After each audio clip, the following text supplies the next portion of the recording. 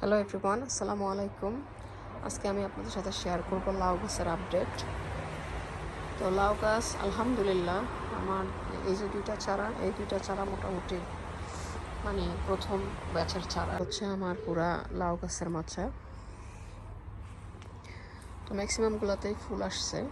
আর এই দুইটা চারা যে আমি এই পটে দিয়েছি, তো এখানে দুইটা চারা। তো দেখুন আলহামদুলিল্লাহ এই দুইটা চারাতে প্রায় 20টার মতো লাউ আসছে।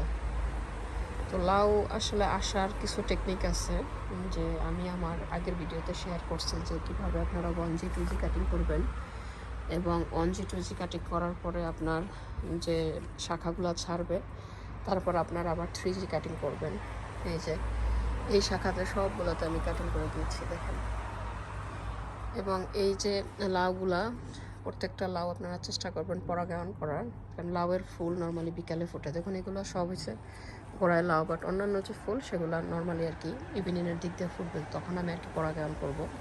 তো এই যে দেখুন লাউ, মাশাআল্লাহ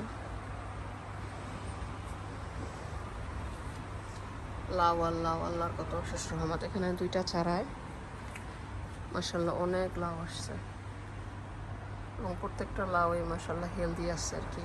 যদি টিকে, আশা করা যায় পরাগায়ন করলে মোস্ট অফ দ্য লাউই টিকার সম্ভাবনা আছে। এবং ফার্টিলাইজার অবশ্যই দিতে হবে। যেমন আমি 2 দিন আগে ফার্টিলাইজার দিছি, আমি গ্রোমোর যে ফার্টিলাইজার সেটা দিছি, আর বোন মিল দিছি।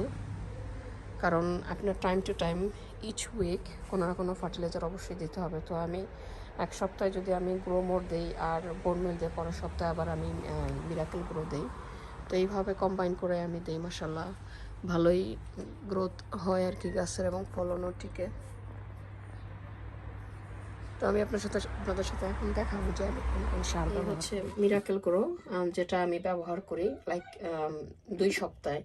লাইক 1 সপ্তাহে যদি আমি দিই গ্রোমোর এবং এই বোন মিল, পরের সপ্তাহে আমি দিই মিরাকেল গ্রো। তো এই হচ্ছে মিরাকেল গ্রো, যেটা ওয়াটার সলিউবল, আর এটা হচ্ছে বোন মিল।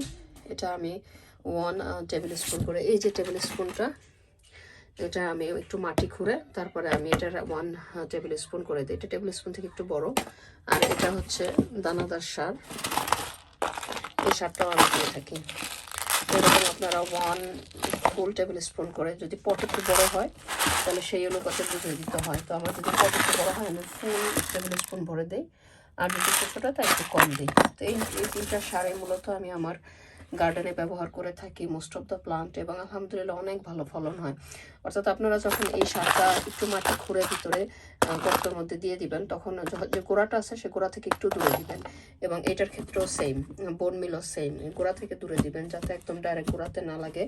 আর মিরাকেল গ্রো হচ্ছে যেটা আপনি পুরা পানির মধ্যে মিলিয়ে পাতাতে পড়লেও সমস্যা নাই, গোড়াতে পড়লেও সমস্যা নেই।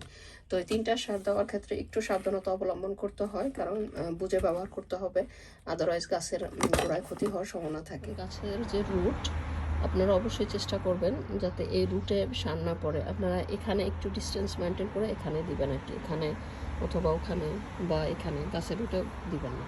এবং অবশ্যই দেখুন আমি কিভাবে গাছের পাতা, যেখানে ডাল আসছে প্রত্যেকটা গোড়ার পাতা কেটে দিছি, তাহলে এই ডালটা ভালোভাবে পুষ্টি পেয়ে বড় হয়ে যাবে। এবং যখনই দেখবেন যে এই ডালে লাউ আসছে, আপনারা 4G কাটিং 3G কাটিং করার পরে আবার 4G কাটিং করে দেবেন। অর্থাৎ আমাদের ওই লতা আর লম্বা হওয়ার দরকার নেই, যাতে লাউ টিকে এবং লাউ পুষ্টিকর হয় আর কি, লাউ বড় হয়ে যাবে। এই যে দেখেন আমি প্রত্যেকটা ডগা ভেঙে দিয়েছি মাথা, এবং এটা মনে হয় এখনও ভাঙিনি, তো এটা এখন ভেঙে দেবো, কারণ আমার আর লাউয়ের ডগা এটা এক্সটেনশন হওয়ার দরকার নাই। তো এটা হচ্ছে আপনার 4G কাটিং। আপনারা অবশ্যই যারা গার্ডেনিং করেন অবশ্যই খেয়াল করবেন যে আপনি যদি যত্ন না করেন কখনোই আপনি পর্যাপ্ত পরিমাণ ফলন পাবেন না। অর্থাৎ অন্ততপক্ষে আপনার ডেইলি একবার গার্ডেনে এসে চেক করতে হবে যে কোনো পাতা কাটা লাগে কিনা, বা কোনো লাউ পরাগায়ন করা লাগে কিনা, কোনো লাইক যদি কোনো ডগায় লাউ না থাকে সেটা পুরোটাই কেটে দিবেন। তো এই ডগাটা আমি এক্সপেক্ট করছিলাম যে কোনো লাউ আসবে না, বাট তারপরে দেখি আবার একটা ডগা ছেড়ে, এবং এখানে দেখুন একটা ডগাতে 3টা লাউ আসছে, এই যে। তো মাশাআল্লাহ আসলে কোন সময় গাছে কী পরিমাণ আপনাকে ফলন দেবে, আপনার কষ্টও সার্থক হয়ে যাবে আপনি যদি একটু কষ্ট করেন, সময় ব্যবহার করেন এবং পর্যাপ্ত পরিমাণ সার দেন, পানি দেন, অবশ্যই আপনি সার্থক গার্ডেনার হবেন। আমিও প্রথম পারতাম না, বাট আলহামদুলিল্লাহ গ্রাজুয়ালি শিখে নিয়েছি কীভাবে লাউ গ্রো করতে হয় ইংল্যান্ডের মাটিতে। তো আলহামদুলিল্লাহ প্রত্যেক বছরই আল্লাহ পাক অনেক ফলন দেয় এবং সবার সাথেও শেয়ার করে থাকি। তো আশা করি আমার আজকের এই ভিডিওটি আপনাদের কিছুটা হলেও উপকারে আসবে। আপনারা ভালো থাকবেন। আসসালামু আলাইকুম।